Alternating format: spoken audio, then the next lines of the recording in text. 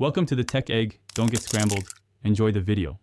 You already have DAW, headphones, and a reference in mind. Begin now. Set tempo and choose an 808 or bass patch, then lay a 16-bar loop.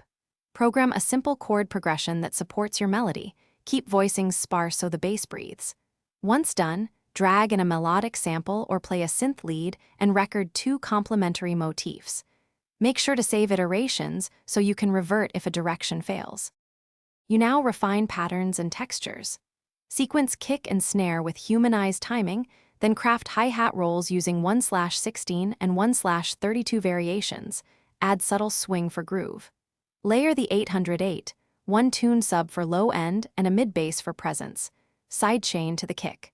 Create counter melodies and pads to fill frequency gaps, automating filter cutoff and reverb sends to give movement. You're in the final stretch. Arrange the loop into a full track with intro, verse, chorus, and a drop. Use automation to create tension and release. Balance levels, use subtractive EQ to carve space and apply gentle compression and saturation to taste. Wide elements go on sides, keep essentials centered. Once mixed, master with a limiter to about -0.5 dB and export at 24-bit WAV. If the low end is muddy, solo bass and kick. Adjust EQ and retune the 808 until clarity returns.